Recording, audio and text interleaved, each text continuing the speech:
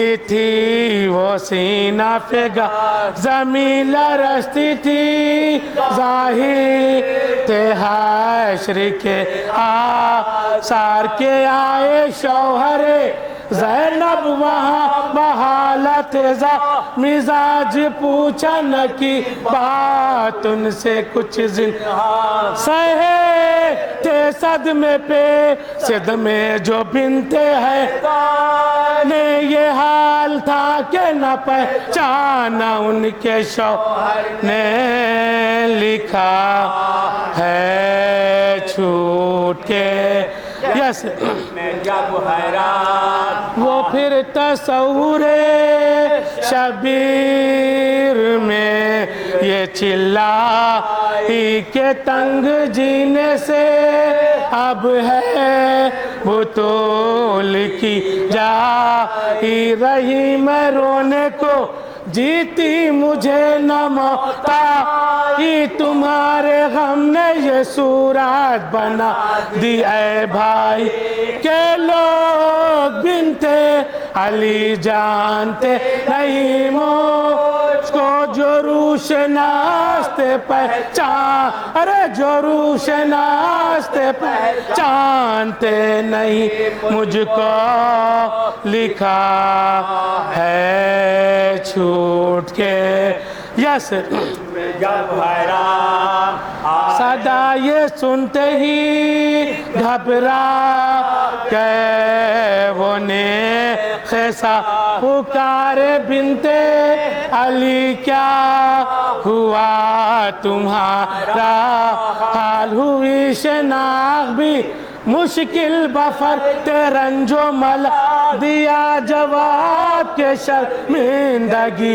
है मुझको कमा तुम्हारे सीने को दागों से भर दिया मैंने निसार भाई पे बेटों को कर अरे निसार भाई पे बेटों कर दिया मैंने लिखा है छूट के यसर में जब हैरान मैं क्या कहूँ कि जो गुजरे सीता मेरे आगे हुआ रसूल का ठंडा अला मेरे निकल गया अली अकबर कदम मेरे आगे अरे हुआ हुसैन का भी सर कलम अरे हुआ हुसैन का भी सर कलम मेरे लुटा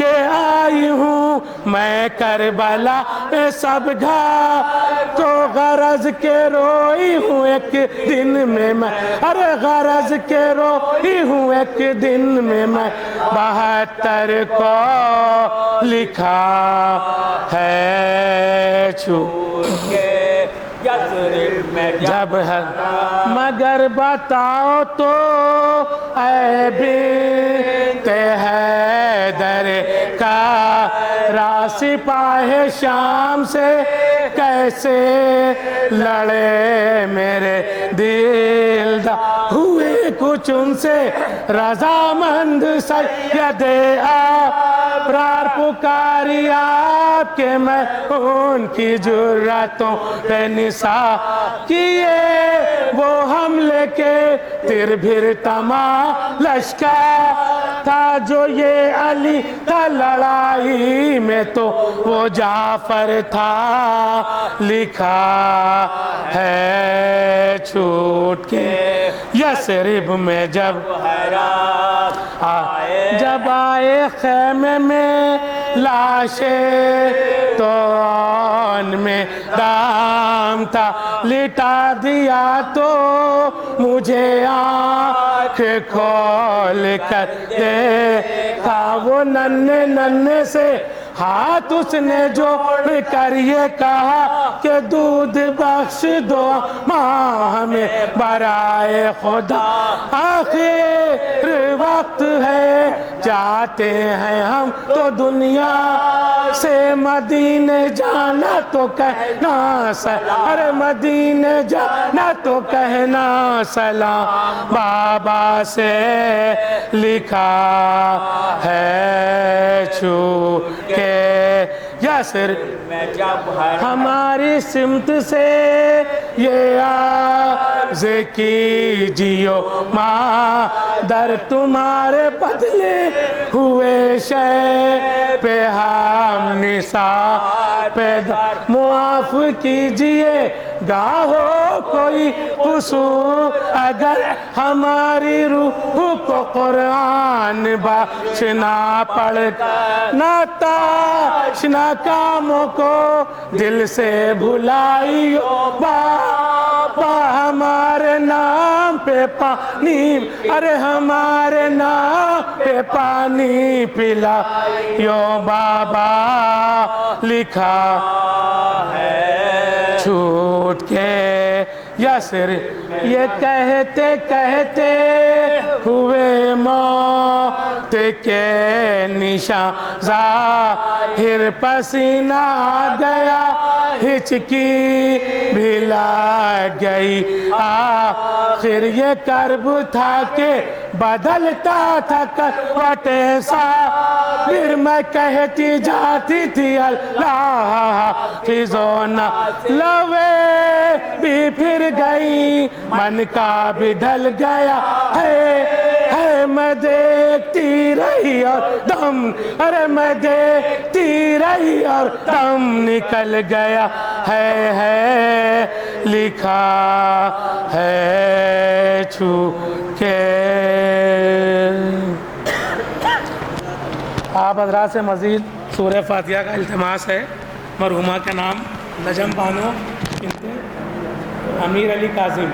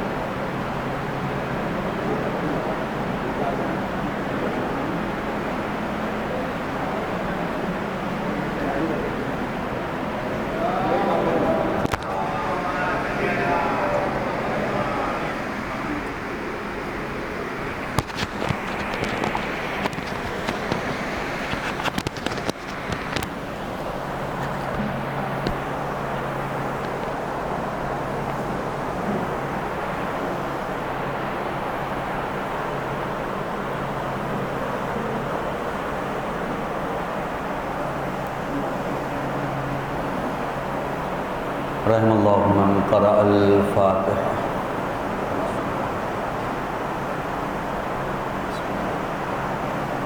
الحمدللہ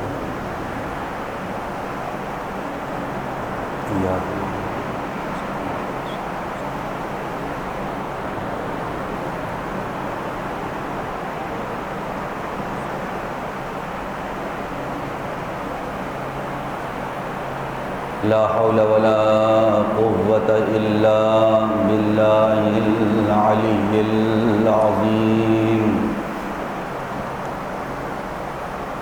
أعوذ بالله السميع العليم من الشيطان اللعين الرجيم۔ بسم الله الرحمن الرحيم۔ الحمد لله الذي لم يتخذ صاحبة ولا ولدا ولم يكن له شريك في الملك ولم يكن له ولي من الذل وكبره تكبيرا۔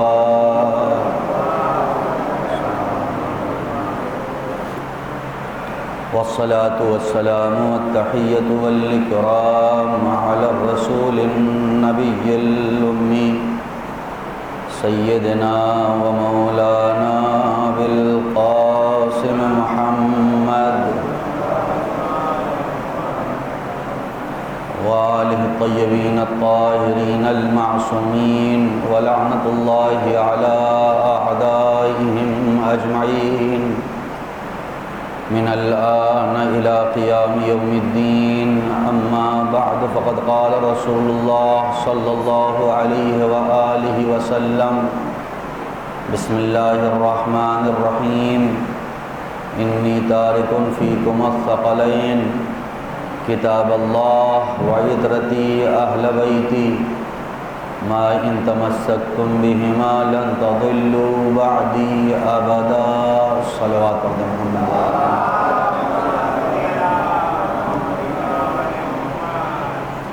ابتداء کلام میں گزارش ہے سورہ حمد و اخلاص کی تلاوت فرما کر مرحومہ انجم بانو بنت امیر علی کاظم کی روح کو حساب.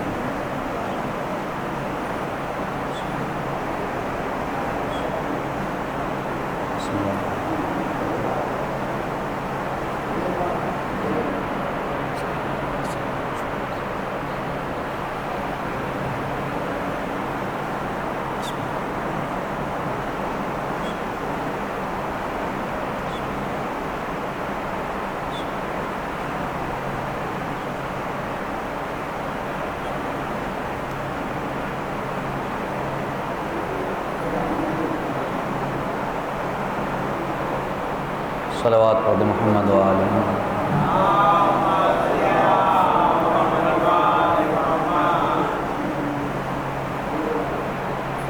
نہایت ہی مشہور و معروف حدیث پیغمبر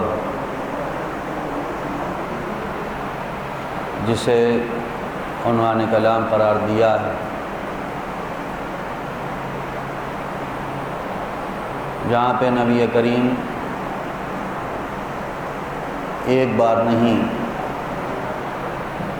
بلکہ اپنی حیات طیبہ میں کئی مرتبہ اور کئی مواقع پر امت کے لیے نجات کا نسخہ فراہم کر رہے ہیں.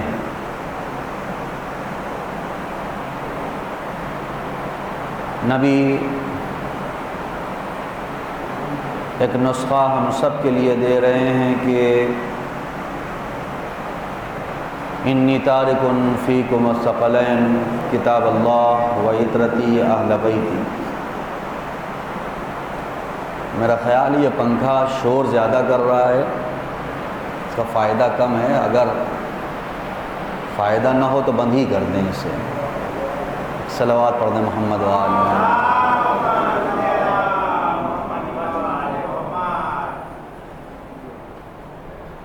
میں تمہارے درمیان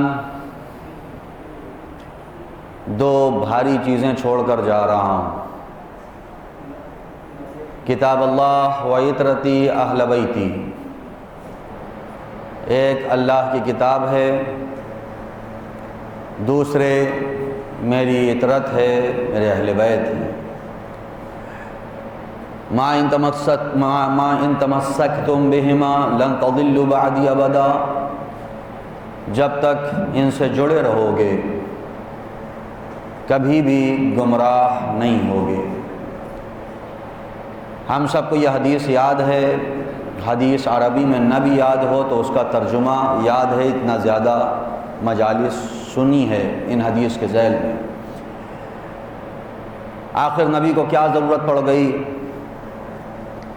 اس حدیث کو بیان کرنے کی؟ اے حبیب، اے رسول، آپ نے اپنا کام کیا، آپ نے کار رسالت مکمل کیا، آپ دنیا سے چلے جائیں. لیکن رسول ارشاد فرما رہے ہیں کہ دیکھو، کبھی بھی جب مشن بڑا ہوتا ہے تو کام مکمل کر لینا کمال نہیں ہے. کمال یہ ہوتا ہے کہ جو کام مکمل کیا ہے اس کی حفاظت کے ذمہ دار کو بھی معین کر کے جایا جائے. دنیا کا کوئی بھی انسان جب کوئی بڑا مقصد لے کے آگے چلتا ہے تو بڑے مقصد میں صرف اپنے مقصد کو مکمل نہیں کرتا بلکہ اسے بچانے والے کا اہتمام کیا جاتا ہے. کسی بھی چیز کو بنا لینا آسان ہے، اسے اسی ہدف کے تحت باقی رکھنا مشکل ہوتا ہے جس ہدف کے تحت وہ چیز بنی ہے۔ آپ کوئی اسکول بنائیں، کوئی مدرسہ بنائیں، کوئی ادارہ بنائیں، جب بھی بنتا ہے تو ایک جوش و جذبے کے ساتھ بنتا ہے، ایک نیا جوش، ایک نیا ولولہ۔ مجھے مدرسہ بنانا ہے جس میں کیسے بچے ہوں جو دینی بچے ہوں، جو واقعی مولوی رہیں، جو واقعی خادم رہیں، جو واقعی دیندار رہیں۔ بن تو جاتا ہے مدرسہ، لیکن سال گزرتے کے ساتھ ہی یہ مدرسہ اپنے ہدف سے ہٹتا جاتا ہے۔ کوئی بھی آپ ادارہ بنائیں، ہم نے یہ ادارہ بنایا، ہم نے یہ انجمن بنائی، کیوں؟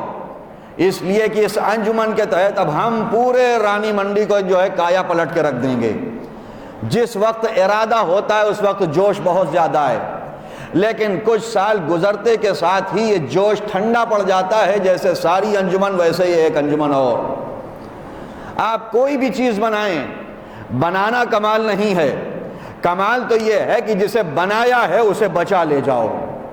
کمال یہ ہے جس ہدف کے تحت اسے بنایا ہے اسی ہدف کے تحت یہ باقی رہ جائے۔ دنیا کے بہت سے مذاہب آئے، دنیا میں بہت سے مسلک آئے، لیکن مذہب جس بہترین ہدف کے تحت تھا، آگے چل کے اس مذہب میں اتنی خرابیاں کی گئیں کہ وہ ہدف باقی نہ رہا۔ ورنہ یہودیت میں کوئی خرابی نہیں تھی، ورنہ مسیحیت اور عیسائیت میں کوئی خرابی نہیں تھی، ورنہ دنیا کے بنائے ہوئے مذاہب میں جب ابتدا میں آئے تھے کوئی خرابی نہیں تھی۔ جنہوں نے بنایا ایتھکس اور اخلاق کی بنیاد پہ بنایا، جنہوں نے بنایا پیغام الہی کے عنوان سے بنایا اگر دین الہی تھا، لیکن نتیجہ یہ ہوا کہ جناب موسیٰ چلے گئے، جناب موسیٰ کے بعد رہنے والوں نے دین کو پلٹ دیا، جناب عیسیٰ چلے گئے، بعد میں باقی رہ جانے والوں نے مسیحیت کی صورت بگاڑ دی۔ دین ابراہیم، جناب ابراہیم گئے، ادیان الہی اور دین ابراہیمی کی تصویر بگاڑ دی گئی۔ گزشتہ تمام رسالتیں آئیں، لیکن بعد میں رہنے والوں نے تصویریں بگاڑ دیں۔ لیکن پروردگار نے کہا کوئی بات نہیں، اگر یہودیت کی تصویر بگڑی ہے، یہودیت دین آخر نہیں ہے۔ اگر مسیحیت کی تصویر بگڑی ہے، مسیحیت دین آخر نہیں ہے۔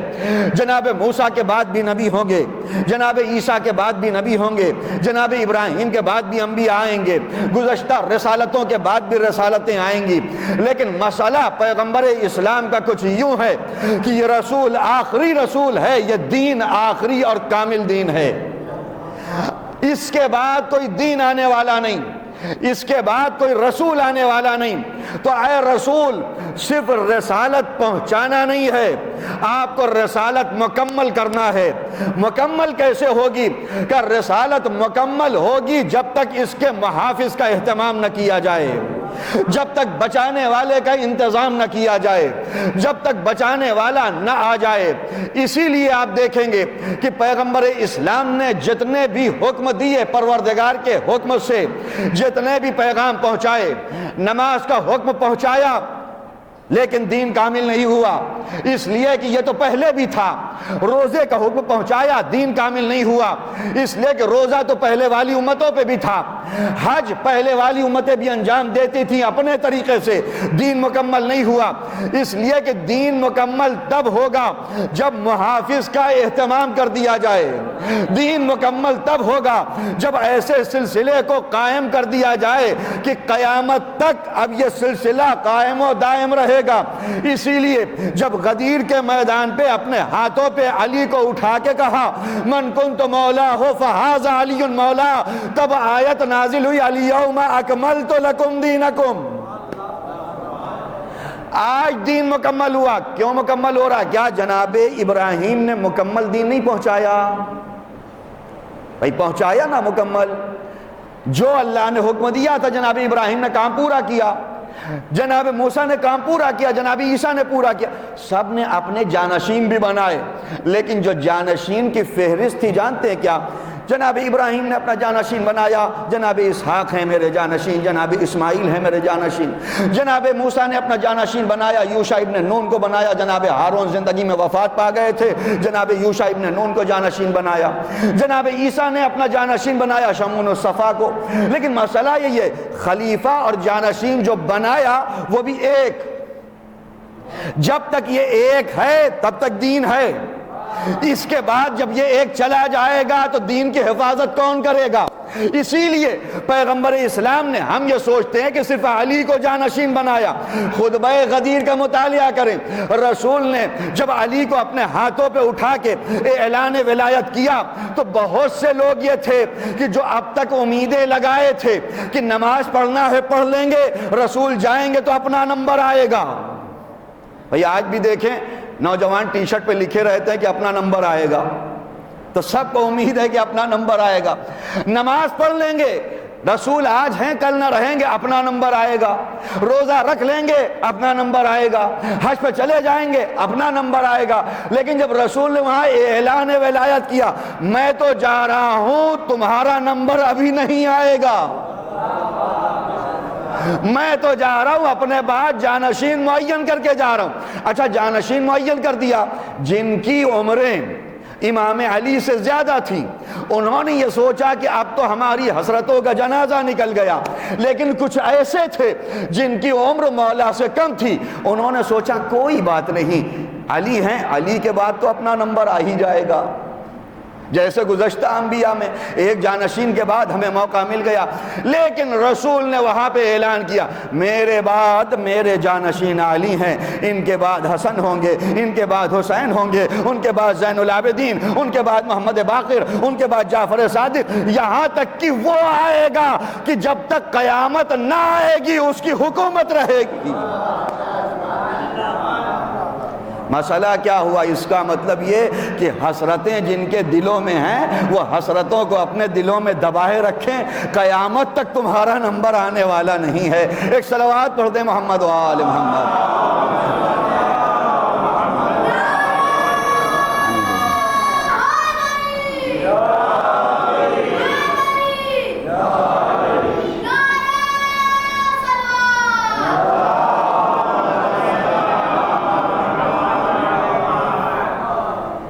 مشکل یہی تھی کہ بہت سے لوگ دلوں میں حسرتیں پالے تھے، اور آپ جانتے ہیں حسرتوں کا نتیجہ کیا ہوتا ہے، آرزوؤں کا نتیجہ کیا ہوتا ہے، تمناؤں کا نتیجہ کیا ہوتا ہے۔ جب تمنائیں پوری نہیں ہوتی تو پارٹی دو حصوں میں بٹ جاتی ہے۔ ہم آج بھی دیکھ رہے ہیں کہ جن کو یہ امید تھی کہ ہم جانشین ہوں گے اور جانشین نہیں بنائے جائیں تو کیا حرکت کریں گے، پارٹی توڑ دیں گے۔ اور ہوتا یہی ہے کہ اکثریت ایسوں کے ساتھ ہی جاتی ہے، صرف آج کا مسئلہ نہیں ہے۔ آپ کہیں کہ ان کے پاس 100 MLA تھے، 80 ادھر چلے گئے ٹوٹ کے، تو یہ آج کا مسئلہ نہیں ہے۔ جہاں حسرتیں 80 کے دل میں رہیں اور 80 نہ بنے تو وہاں مخلص بہت تھوڑے سے ہی نکلتے ہیں، وہاں مخلص بہت کم ہی نکلتے ہیں، پارٹیاں توڑ دی جاتی ہیں۔ اس زمانے میں بھی یہی ہوا، اگر ہمیں جانشین نہیں بناؤ گے ہم اسی اکثریت کا سہارا لے کے پارٹی توڑ دیں گے، اسی اکثریت کا سہارا لے کے دین توڑ دیں گے۔ لیکن جہاں حسرتیں یہ ہوتی ہیں کہ ہم ہی بنیں گے، وہاں پارٹی توڑ کے پارٹی کو نقصان پہنچا سکتے ہو۔ جہاں مسئلہ یہ ہوتا ہے کہ ہمیں خلافت کی درکار نہیں ہے، لے جاؤ خلافت، امامت کون چھین سکتا ہے؟ تم خلافت لے جا سکتے ہو نا، امامت کون چھین سکتا ہے؟ ہم صبر بھی کرنا جانتے ہیں، ہم صبر بھی کرنا جانتے ہیں، وہاں اسلام کو محفوظ کر لیا جاتا ہے۔ رسول نے یہ حدیث غدیر، یہ اعلان غدیر، یہ حدیث ولایت، یہ حدیث ثقلین، یہ جتنی بھی چیزیں کہیں، کیوں؟ تاکہ ایک محافظ رہے، اپنے بعد ایک محافظ کا اہتمام کیا جائے۔ اچھا جب محافظ بھی بنانا ہوتا ہے کسے بنائیں گے؟ ہر انسان اپنا جانشین کسے بناتا ہے؟ چونکہ ایام غدیر چل رہے ہیں اس لیے میں اسی عنوان سے باتیں عرض کرنا چاہتا ہوں۔ اپنا جانشین کسے بنایا جاتا ہے؟ ایک مثال میں نے یہیں شہر میں دی تھی کہ آپ جائیں گے کھیتوں میں دیکھیں گے کہ بہت سے کھیتوں میں جب کسان نہیں رہتا ہے تو اس میں ایک اسٹیچو بنا دیتا ہے، وہ ایک یوں ڈنڈا اس نے کھڑا کیا، ایک ایسے ڈنڈا کیا، اس پہ کپڑا پہنا دیا، یوں ہاتھ پھیلائے ہوئے کھڑا ہے، اور اوپر مٹکا رکھ دیا، یعنی لگے کہ سر ہے یہ، وہ کھڑا ہوا ہے۔ آپ کسان سے پوچھیں کہ یہ کیا کام کر رہے ہو، یہ اسٹیچو کیوں کھڑا کر دیا تم نے بیچ کھیت میں؟ کہا مولانا صاحب آپ کو معلوم نہیں ہے اس کھیت کو تیار کرنے میں بڑی محنت لگی ہے، ہم نے زمین کو اس قابل بنایا کہ کاشت کی جا سکے، ہم نے اس میں دانے ڈالے ہیں، ہم نے اس میں پانی ڈالا ہے، ہم نے ہوا کے اعتبار سے اس کو تیار کیا ہے، ہم نے دن رات محنت کی ہے۔ اب جب یہ فصل لہلہا رہی ہے، ہم نہ نہیں رہ سکتے ہر لمحے، ہم نہیں رہ سکتے ہر وقت، ہم جب نہ رہیں تو کوئی ایسا ہو جو میرے جیسا ہو، کوئی ایسا ہو جو میرے جیسا ہو۔ میں کہوں گا اچھا آپ کتے پال لیجئے، آپ شیر پال لیجئے، کوئی رہے کہ مولانا صاحب کتے شیر پال کے کچھ نہیں ہوگا، کھیت کی رکھوالی کرنے کے لیے کوئی ایسا ہو جو میرے جیسا دکھے، کوئی ایسا ہو جو میرے جیسا نظر آئے۔ کیوں؟ کہ اس لیے کہ دنیا طاق میں ہے، پرندے طاق میں ہیں، جانور طاق میں ہیں، جب یہ چلا جائے تو کھیتوں کو چر لیں گے، جب یہ چلا جائے تو کھیت کو لوٹ لیں گے، جب یہ چلا جائے تو دانے کھا لیں گے۔ ان سے بچانے کے لیے کسی ایسے کو رکھ کے جائیں ہم نہ ہوں تو ہمارے جیسا ہو۔ میں عالم اسلام سے کہنا چاہتا ہوں کہ دنیا کا ایک بے عقل کسان اتنی بات جانتا ہے کہ جب میں اپنے تیار شدہ کھیت کو چھوڑ کے جاؤں تو کسی ایسے کو قرار دوں جو میرے جیسا ہو، یہ تو اپنا جانشین بنا کے جائے، اور جو افضل المرسلین ہے، جو افضل المخلوقین ہے، جو رسالت مآب ہے، جب دنیا سے جائے گا تو کیا جانشین بنا کے نہ جائے گا؟ ایک صلوات پڑھ دیں محمد و آل محمد۔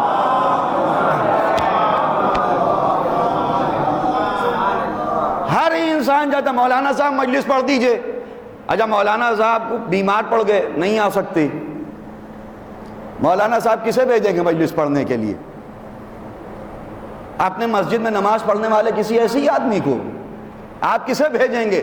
کہ اسے بھیجیں گے تاکہ میں نہ رہوں تو پہلے ہی تو میزبان کا جو ہے دماغ غصے سے بھرا ہوگا، مولانا صاحب وعدہ لے کے نہیں آئے، اور حرکتیں بھی کچھ ایسے کر جاتے ہیں لوگ کہ سب کو جھیلنا پڑتا ہے۔ ایک صلوات پڑھ دیں محمد و آل محمد۔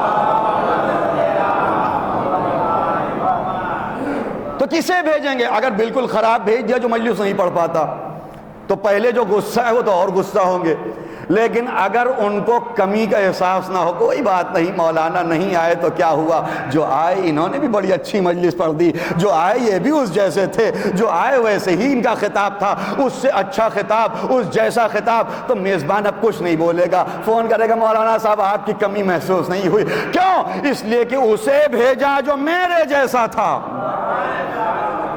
اسے بھیجا جو میرے جیسا تھا۔ اگر خود نہ رہو کسے جانشین بنایا جاتا ہے؟ جو آپ کے جیسا ہو۔ پرنسپل چلا جاتا ہے کہیں پہ، کسے ذمہ داری دے کے جاتا ہے؟ گھنٹے لگانے والے کو نہیں، وائس پرنسپل کو دے کے جائے گا، یا اس ٹیچر کو دے کے جائے گا جو سینئر ٹیچر ہے۔ میں نہ رہوں تو میری کمی کا احساس نہ ہو۔ کوئی لائر ہے، وکیل ہے، اگر کیس کسی اور کے حوالے کرے گا، کس کے حوالے؟ اپنے سے کمتر کے حوالے؟ کبھی نہیں۔ میں نہیں ہوں تو جو اس کیس کو دیکھ سکتا ہے اس کے حوالے کر کے دیا جائے گا۔ پہلی بات یہ کہ جب کوئی جاتا ہے تو جانشین بناتا ہے، دوسری بات یہ کہ جانشین بناتا ہے تو اپنے جیسا بناتا ہے، اپنے سے ہٹ کے نہیں بناتا۔ عالم اسلام اور اس بات پہ غور کرے، پہلا مسئلہ یہی ہے، ہم بھی یہی کہتے، رسول بغیر جانشین بنائے نہیں گئے، اور جانشین بنا کے بھی گئے تو اب کسی اور کا نام نہ لینا، رسول اسے بنا کے جائیں گے جو سیرت میں رسول جیسا، جو صورت میں رسول جیسا، جو جاگے تو محمد نظر آئے، جو سو جائے تو محمد نظر آئے۔ بتا دیں کائنات میں کوئی ایسا ہو جو رسول جیسا نظر آئے؟ ایک ہی ذات ہے، شب ہجرت سو بھی رہی ہے تو مشرکین مکہ سمجھ رہے ہیں محمد سو رہے ہیں۔ ایک صلوات پڑھ دیں محمد و آل محمد۔ کسے بنایا جائے گا؟ جو اپنے جیسا ہو، تاکہ اس منصب کو وہ بچائے اور اس پیغام اور ہدف کو اس مقصد تک پہنچائے جس کے لیے اتنی محنتیں کی گئی ہیں، جس کے لیے اتنی کاوشیں کی گئی ہیں۔ اور پیغمبر کی ابتدا سے لے کے انتہا تک، بستر شہادت تک یہی کوشش رہی کہ عالم اسلام اس بات کو سمجھ جائے کہ جانشین محمد کون ہے۔ دین اسلام بعد میں پہنچایا، پیغام اسلام بعد میں پہنچایا، احکام اسلام بعد میں پہنچایا، جانشین کا اہتمام رسالت نے پہلے کیا۔ دعوت ذوالعشیرہ میں ابھی تو نماز روزہ حج خم جہاد زکوٰۃ کچھ نہیں کہا گیا نا، ابھی تو دعوت ذوالعشیرہ ہے، ابھی تو پہلا مرحلہ، ابھی تو کسی سے کہا بھی نہیں گیا کہ نماز پڑھو، ابھی تو کسی سے کہا بھی نہیں گیا کہ روزہ رکھو، ابھی کسی کو حج پہ نہیں بھیجا گیا، ابھی تو اسلام کی ابتدا ہو رہی۔ رسول نے بلایا، 3 دن کھانا کھلایا، ہوتا کیا تھا؟ کھانا کھائیں لوگ اور کھا کے چلے جائیں، اور لوگ کھانے کی دلیل بھی یہی دیتے ہیں کہ اسلام کی ابتدا ہی کھانے سے ہوئی ہے، اور آپ کہتے ہیں کھانا نہ کھلاؤ۔ کمی آنی چاہیے، بیلنس ہونا چاہیے، اس میں خاتمہ کا نہیں کہہ رہا ہوں، بیلنس ہونا چاہیے۔ آپ یہ کہتے ہیں اسلام کی ابتدا کھانے سے ہوئی ہے، صحیح کہتے ہو کھانے سے ہوئی ہے، لیکن مشرکین کو کھانے پہ بلایا جاتا ہے۔ احکام اسلام پہنچانے کے لیے مشرکین کو کھانے پہ بلایا جاتا ہے، جب مشرکین آتے ہیں تبھی ان کو کھانے کے زور پہ روکا جاتا ہے، ورنہ جب مدینے میں پہنچ گئے نماز کا حکم، روزے کا حکم، حج کا حکم، زکوٰۃ کا حکم کسی میں نہیں آیا کہ پہلے کھانا کھلایا اور پھر کہے نماز پڑھو، پہلے کھانا کھلایا اور پھر کہے روزہ رکھو، پہلے کھانا کھلایا اور پھر کہے حج پہ جاؤ۔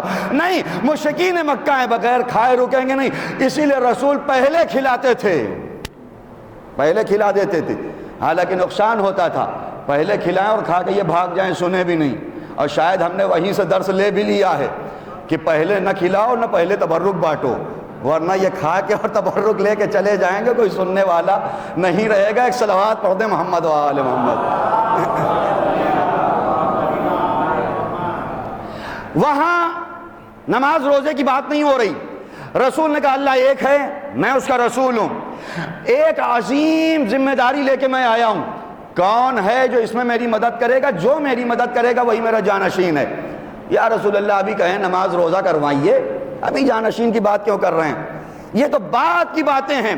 رسول نے کہا نہیں، جانشین کا مسئلہ پہلے حل ہوگا، جانشین کی بات پہلے ہوگی۔ اور جب بار بار امام علی کھڑے ہوئے، رسول نے کیا کہا کہ یہی میرے خلیفہ، یہی میرے جانشین ہیں۔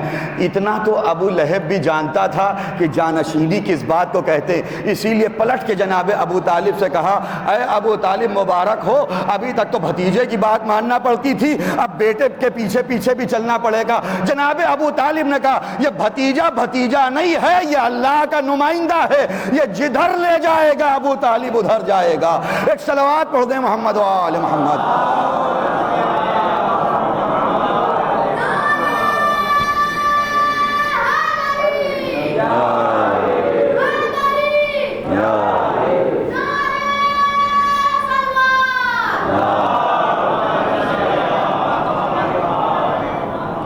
تو رسول کیا ارشاد فرما رہے؟ انی تارکن فیکم الثقلین۔ کہاں کہاں؟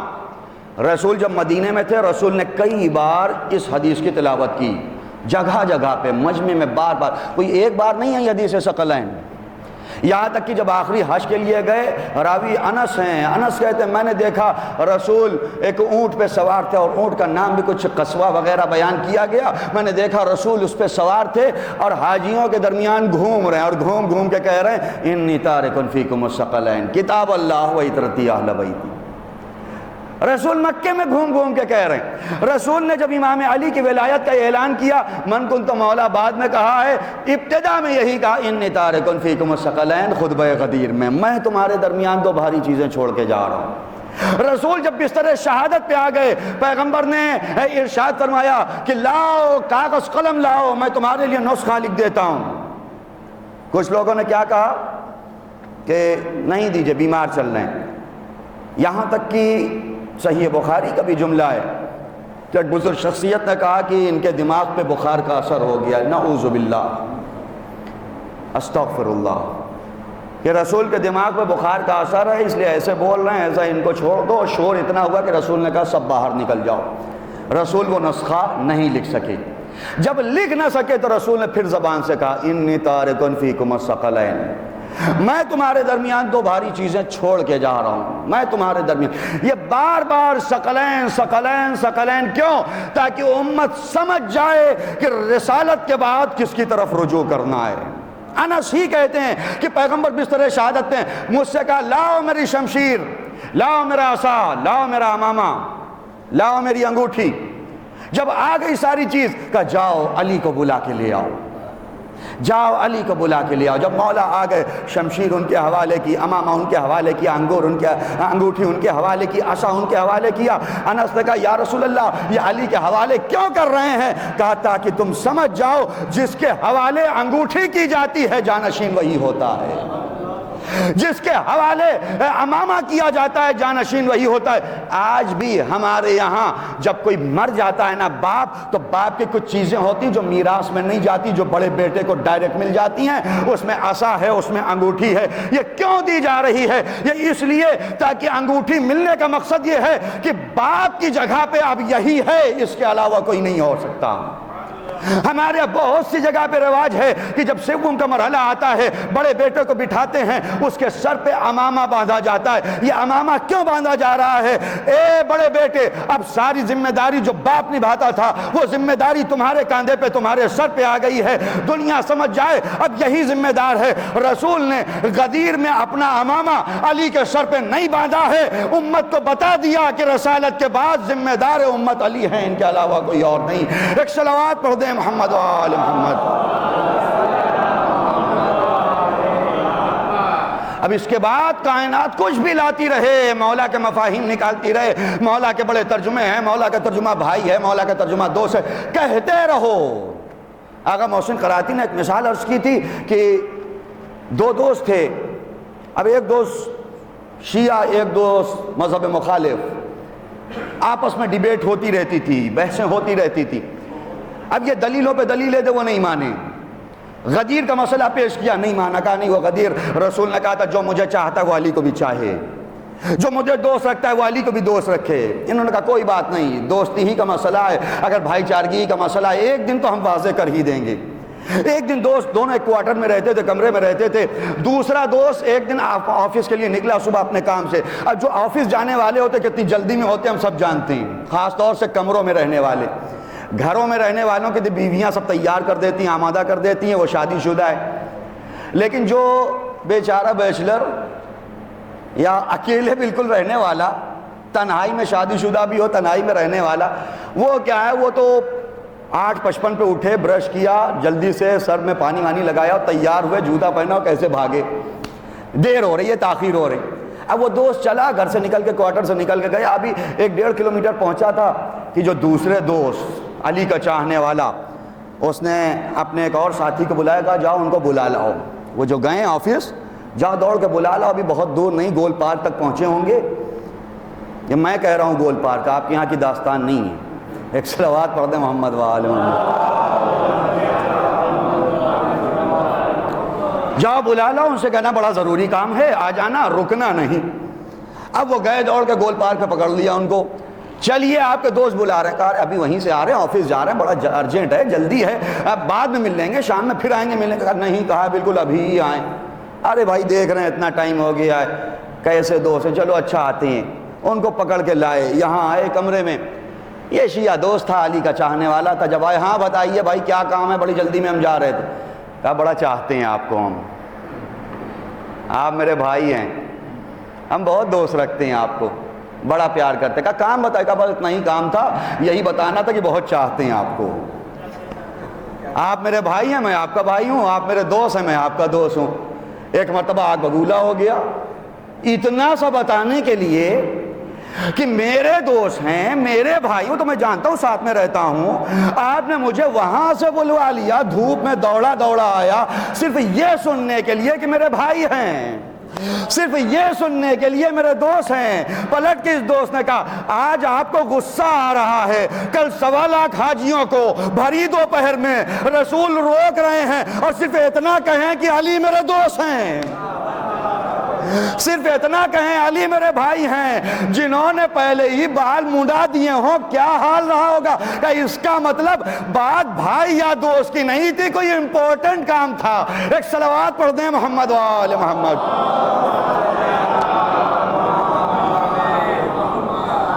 آپ خود سوچیں، اگر کوئی بڑا عمل انجام دینا ہو، مثلا اعمال عرفہ، میں آپ سے کہوں چلیں زیر آسمان چلیں، آپ چلے جائیں زیر آسمان، کر لیں گے آپ عمل، لیکن میں آپ کو لے کے جاؤں آئے زیر آسمان، وہاں آئیں اور تھوڑی دیر کھڑے ہونے کے بعد کہیں کہ بھائی آپ کی چاہت کا امتحان لے لیا، دھوپ میں آپ کھڑے تھے، آئیے واپس چلتے ہیں۔ ہر انسان کیا کہے گا، عجیب آدمی ہے، دھوپ میں لے آئے بغیر کسی کام کے۔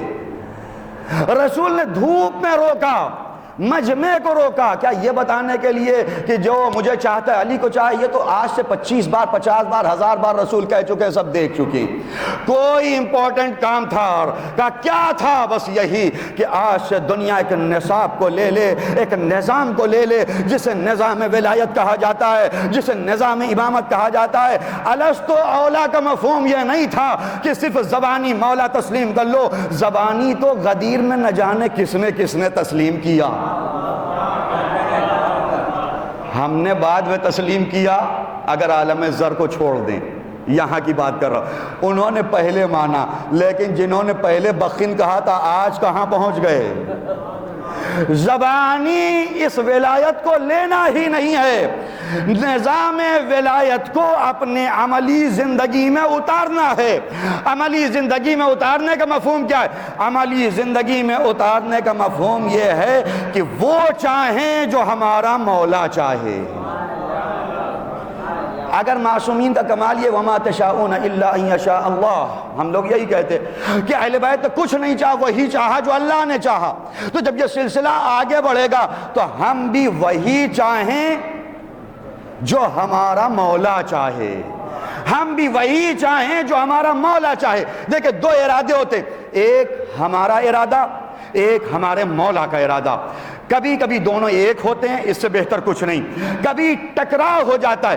ہمارا ارادہ یہ ہے کہ ہم اپنے مومن بھائی کو نقصان پہنچائیں گے، مولا کا ارادہ یہ ہے کہ تم عقد اخوت قائم کر لو، اپنے حق کو چھوڑ دو۔ اپنے ارادے کو مولا کے ارادے کے آگے اگر پیچھے کر دیا تو اسے معموم کہیں گے، اگر اپنے ارادے کو مقدم کہہ دیا تو پھر خود امام بن گئے ہو، انہیں امام نہیں مانا ہے۔ دو ارادے ہوتے ہیں، ہمارا ارادہ ان کا ارادہ اگر ٹکرائے گا تو ہم نتیجے تک نہیں پہنچیں گے۔ میں نے کہیں ایک مثال عرض کی تھی کہ لیلا مجنوں ہم لوگ سنتے ہیں نا، لیلا مجنوں، میں نے کہیں شہر میں عرض کیا تھا، مجنوں کے پاس ایک اونٹنی تھی، اونٹنی نے کچھ دن پہلے بچہ جنا تھا، اس کی یہاں ولادت ہوئی تھی۔ کچھ دن کے بعد مجنوں کو لیلا سے ملاقات کی چاہت ہوئی، اپنی اونٹنی کی پشت پہ بیٹھا اور اسے رم کیا چلو لیلا کی طرف۔ اونٹنی بھی راستہ جانتی تھی، تھوڑا آگے گئی، آگے جانے کے بعد جب آگے پہنچی تب ادھر مجنوں خوش ہو گئے کہ سواری چلی۔ جب لوگ جاتے ہیں ایسی جگہ پہ تو ٹرین پہ جیسے ہی بیٹھے، پلین پہ بیٹھے، گاڑی پہ بیٹھے تو گم ہو جاتے، اب جائیں گے، ملاقات ہوگی، باتیں ہوں گی، افسانے ہوں گے، درد دل ہوگا، راتیں گزریں گی، سب سوچتے ہیں۔ اب مجنوں کا عشق تو مشہور ہے، مجنوں اپنے خیالات میں گم ہو گیا۔ جب خیالات میں گم ہو جائیں تو آپ کو پتہ بھی نہیں چلتا آپ کی گاڑی کہاں پہنچ گئی۔ ایک مرتبہ جیسے ہی آنکھ کھلی تو رہتی لیکن ذہن بیدار ہوتا، اچھا یہاں تک آ گئے۔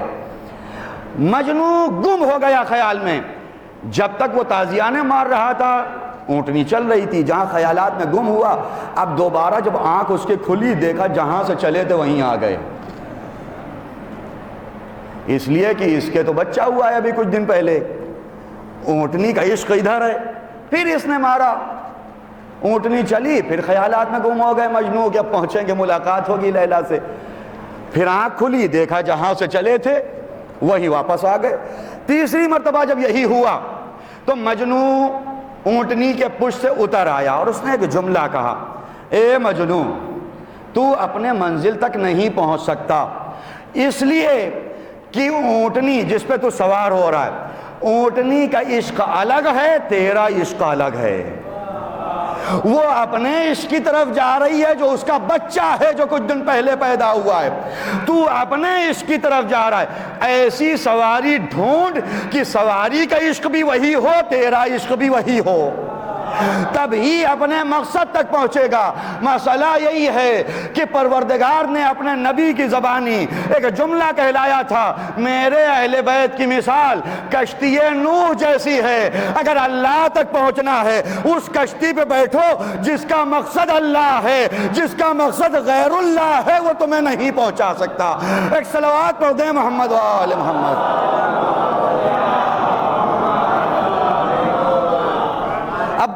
سے معذرت عرض کرنا چاہتا ہوں، ہمارا مقصد عزاداری کا کیا ہوتا ہے؟ ایام عزا قریب آ گئے، ہمارا مقصد ہوتا ہے، اصل مقصد ہے عشق حسین، محبت حسین، رضا حسین۔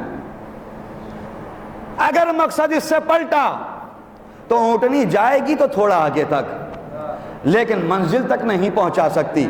اگر ہمارا مقصد یہ ہوا کہ اچھا جو ان کا پروگرام ہوا تھا اس سے اچھا کر کے دکھائیں گے، اس سے بہتر کر کے دکھائیں گے، تو ارادہ حسین اور ہے، ہمارا ارادہ اور ہے۔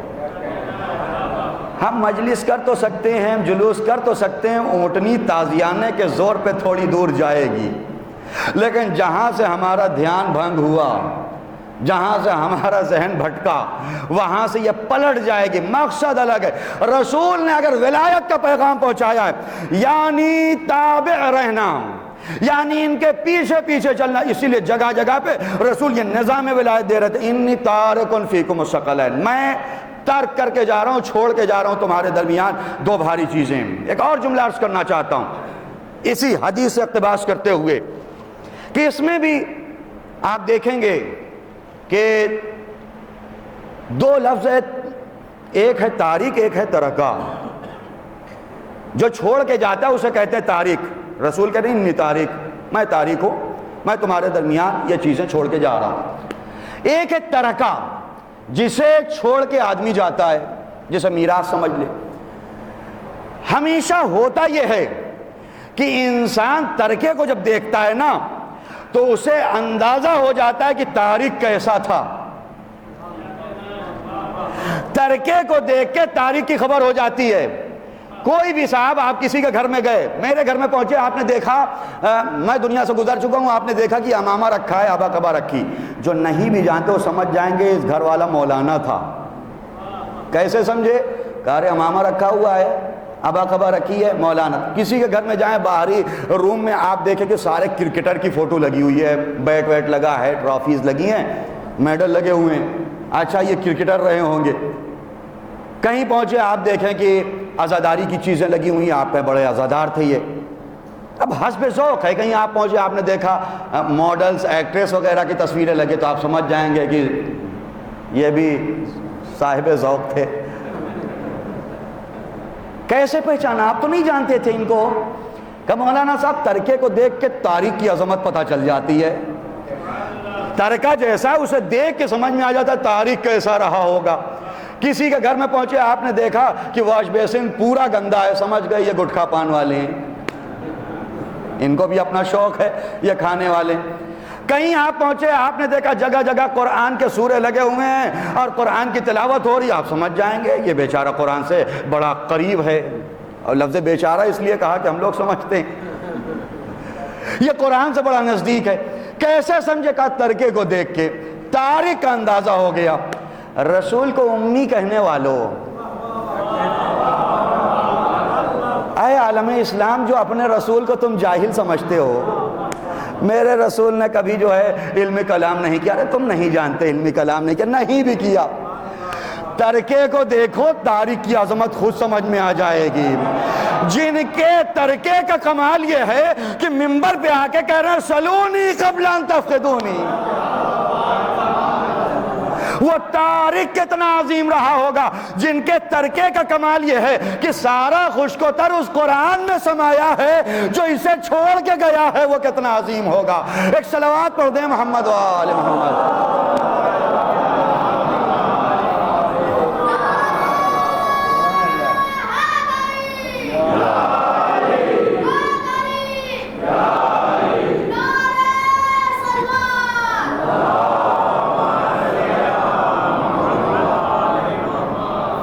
انی تارک فیکم الثقلین، میں دو چیزیں چھوڑ کے جا رہا ہوں تمہارے درمیان، جب تک ان سے متمسک رہوگے ہرگز گمراہ نہیں ہوگے، اور یہ دونوں آپس میں بھی جدا نہیں ہوں گے، یہ دونوں آپس میں بھی اکٹھے ہیں، یہ دونوں آپس میں بھی ایک ہیں، یہ کبھی جدا نہیں ہو سکتے، یہ کبھی الگ نہیں ہو سکتے، ان کے یہاں کبھی اختلاف نظر نہیں آئے گا۔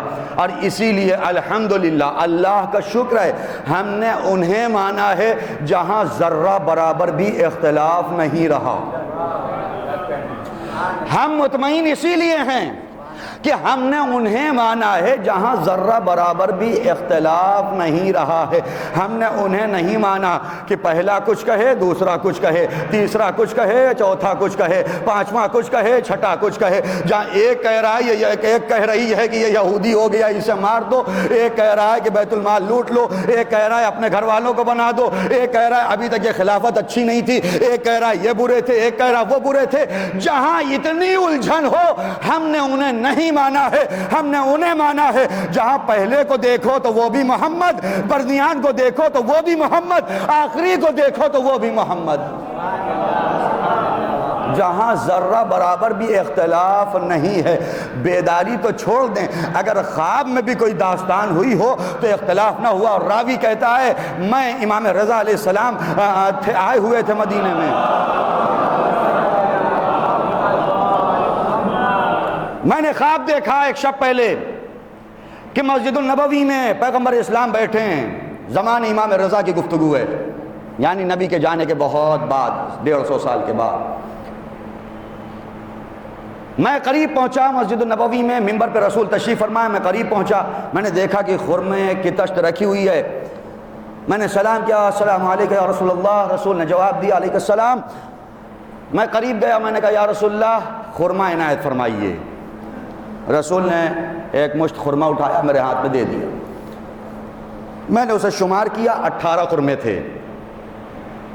میں نے سمجھا کہ میری زندگی کے 18 سال بچے ہیں.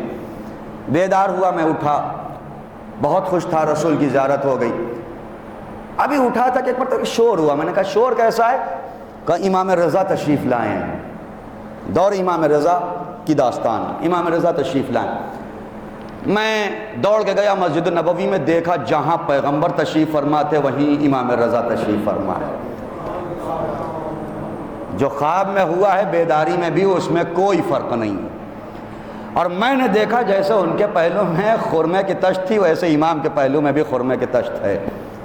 میں نے کہا عجیب بات ہے, وہاں جہاں بیداری میں کہہ رہے ہوں کہ مجھ سے زیادہ تو مدینہ کی عورتیں پڑھی لکھی ہیں وہ اور ہوتی ہیں, جہاں خواب کی داستان کی تعبیر بیداری میں کی جا رہی ہے. میں قریب پہنچا, امام کچھ خرمہ عنایت فرمائیے. اب بیداری ہے. امام نے ایک مشت اٹھایا میرے ہاتھ پہ رکھا, میں نے دیکھا تو 18 خرمے. میں نے کہا مولا کچھ اور دے دیجئے. کہا اگر میرے جد نے خواب میں زیادہ دیا ہوتا تو میں بیداری میں زیادہ دیتا. یہاں کوئی فرق نہیں ہے, کیوں؟ اس لیے کہ سب ایک جیسے ہیں. جب ہدف ایک ہوتا ہے تو سب الگ نظر نہیں آتے, جب مقصد ایک ہوتا ہے تو کوئی الگ نظر نہیں آتا ہے. ہم اگر اس امت میں سب الگ دکھ رہے ہیں اس کا مطلب ہمارا ہدف بھی الگ ہے, ہمارا مقصد بھی الگ ہے. ہماری انجمنیں بنی رہیں اچھی چیز ہے, ہم کئی انجمن بنا لیں یہ بھی اچھی چیز ہے, میں نہیں برا کہہ رہا ہوں, بہت اچھی چیز ہے. مینجمنٹ کے لیے گروپ بنانا پڑتا ہے, بہتر مینیج کرنے کے لیے چھوٹے چھوٹے گروہ بنانے پڑتے ہیں. بنے اچھی چیز ہے, لیکن دکھیں تو ایک جیسے نظر آئیں. کربلا میں امام حسین نے ظاہراً, لفظ انجمن نہیں تھا لیکن میں تعبیر کر رہا ہوں, امام حسین نے 3 انجمن بنا دی. میمنہ, میسرہ, قلب لشکر. میمنہ کو جناب زہیر کے حوالے کیا, میسرہ کو جناب حبیب کے حوالے کیا, قلب لشکر پہ حضرت عباس کھڑے ہو گئے. 3 انجمن بنی, ظاہری اعتبار سے 3 ونگ, آج ونگ ہی بولتے ہیں اسے, 3 گروپ بنا دیا. لیکن آج کوئی بتا دے جب 72 کا تذکرہ ہوتا ہے تو کہیں میمنہ میسرہ دماغ میں آئے. جب 72 کا تذکرہ ہوتا ہے نہ میمنہ ذہن میں آتا ہے, نہ میسرہ ذہن میں آتا ہے, نہ قلب لشکر. انجمن بنائے رہو, جب بعد والا کہے تو کہے حسینی ایک جیسے نظر آ رہے ہیں. ایک صلوات پڑھ دیں محمد و آل محمد. انی تارک فیکم الثقلین, میں تمہارے درمیان 2 بھاری چیزیں چھوڑ کے جا رہا ہوں. جب تک ان سے متمسک رہو گے کبھی بھی گمراہ نہیں ہوگے. ایک اہل بیت, دوسرے قرآن. یہ قرآن خود اہل بیت نے بتایا ہے کیسے اس سے متمسک رہنا, اور کیسے ہم دھیرے دھیرے اس سے دور جا رہے ہیں۔ کچھ باتیں خشک جسے ہم سمجھتے ہیں عرض کر دوں، ہم قرآن سے واقعاً دور جا رہے ہیں۔ کوئی نہیں کہتا کہ ہم سب حافظ ہو جائیں، کوئی نہیں کہتا کہ روزانہ آپ پورا قرآن ختم کر دیں، ایک پارہ ختم کر دیں۔ معصومین نے ہم سے طلب کیا، دیکھو ہم کتنا قرآن سے قریب ہیں، کتنا قرآن سے نزدیک ہیں۔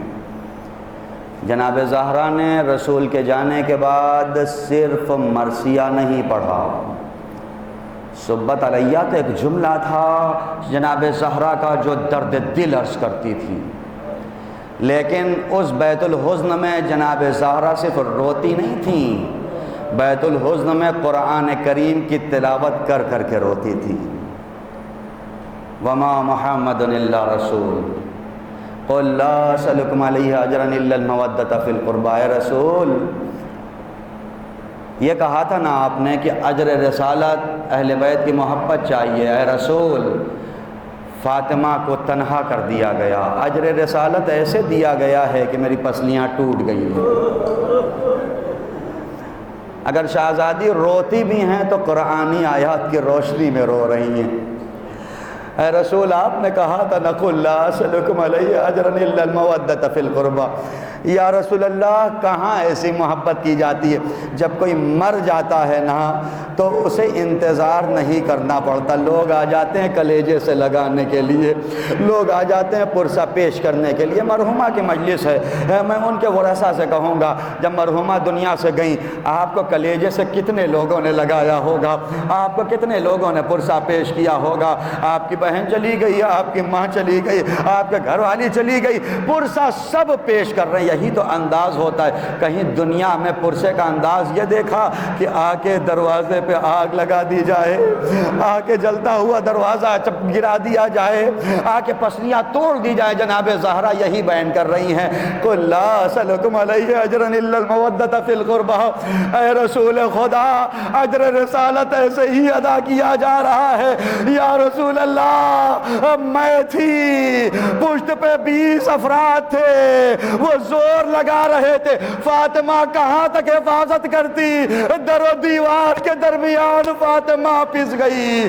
اجرکم اللہ، تلاوت قرآن فاطمہ کی زندگی سے سیکھیں۔ اور مرحلہ جناب زہرا نے اپنی زندگی کے آخری مرحلے پہ کیا کہا تھا؟ اسماء، میں حجرے میں جا رہی ہوں، جب تک تسبیح ہو، تحلیل ہو، تلاوت قرآن کی آواز آتی رہے سمجھنا کہ فاطمہ زندہ ہے۔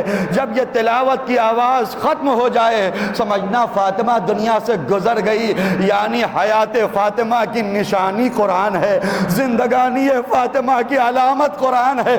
اگر قرآن ہے تو فاطمہ زندہ ہے، اگر فاطمہ زندہ نہیں ہے یعنی اب زبان رکی ہے، اب تلاوت قرآن رکی ہے۔ اگلا مرحلہ جب وصیت بھی کی ہے، یا علی مجھے دفن کر دیجئے گا، یا علی فوراً اٹھ کے نہ جائیے گا، اے علی مجھے قرآن سے بڑی انسیت ہے، اے علی مجھے قرآن سے بڑی محبت ہے، یا علی مجھے دفن کر کے نہ جانا، مجھے دفن کر کے چھوڑ کے نہ چلا جانا۔ مصائب ہے لیکن میں یہاں بھی پیغام دینا چاہتا ہوں، یہ وصیت جناب زہرا ہم سب کے لیے تھی، ہم سب کے لیے تھی۔ گھر والے دفن کر کے فوراً اٹھ کے نہ جائیں۔ میں پھر آپ سے عرض کر رہا ہوں، آپ کا باپ، آپ کا گھر والا، آپ کی ماں، آپ کی بہن جو دنیا سے جاتی ہے نا، اس کی روح آپ سے مانوس ہے، محلے والوں سے مانوس نہیں ہے، مولوی صاحب سے بھی مانوس نہیں ہے۔ ہے یہی مستحب، جب قبر بند کریں نا فوراً جائیں نہیں، بیٹھ جائیں، جب سب چلے جائیں وہیں بیٹھے رہیں، بیٹھ کے قرآن کریم کی تلاوت کریں، بیٹھ کے انا انزلنا پڑھیں۔ باپ کی روح اندر سے یہی کہتی ہے، میرے لال میں نے اپنی راتیں تمہارے لیے قربان کی تھی، تم اپنے آدھے گھنٹے مجھے نہیں دے سکتے، تم اپنا 1 گھنٹہ مجھے نہیں دے سکتے، سارے جا رہے ہیں، گھر جانے دو، تم میری قبر پہ بیٹھ کے تلاوت کرو۔ جناب زہرا نے وصیت کی تھی، ابوالحسن جب سب چلے جائیں آپ نہ جائیے گا، آپ بیٹھ جائیے گا، تلاوت قرآن کریم کیجیے گا۔ میں قرآن کریم سے بہت مانوس ہوں۔ تاریخ کہتی ہے علی بیٹھ گئے تلاوت قرآن کرتے کرتے۔ اب میں نے بعض علماء کی زبانی سنا، ایک مرتبہ امام علی کو آنکھ لگ گئی، کیا دیکھا؟ زہرا تشریف لائی ہے۔ اے علی اب تلاوت کو چھوڑیے، اب میرا حسین پیاسا ہے۔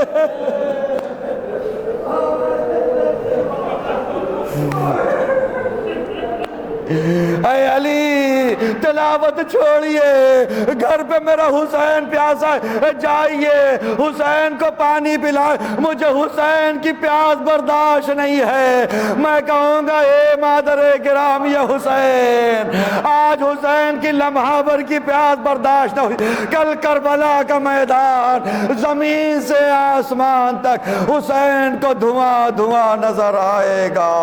عجب نہیں زہرا آواز دیں، وہاں پہ بھی میں آغوش پھیلا دوں گی، اے میرے لال تیری ماں حاضر ہے۔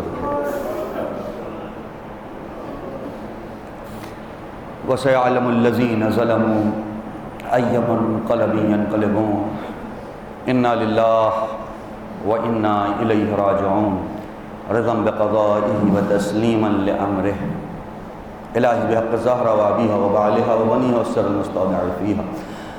پروردگار ہمارے اس مختصر سے مجلس اعزا کو قبول فرما، جہاں جہاں بھی شیعان حیدر کرار ہیں ان کی جان مال عزت و آبرو کی حفاظت فرما، ہم میں جو بیمار ہیں ان کی بیماری کو دور فرما، ہم میں جو مقروض ہیں ان کے قرضوں کو ادا فرما، مزارات مقدسہ کی حفاظت فرما۔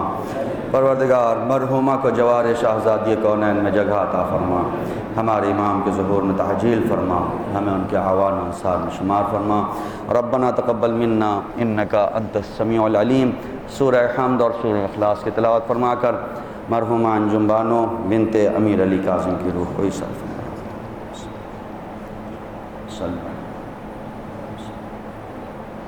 بسم اللہ الرحمن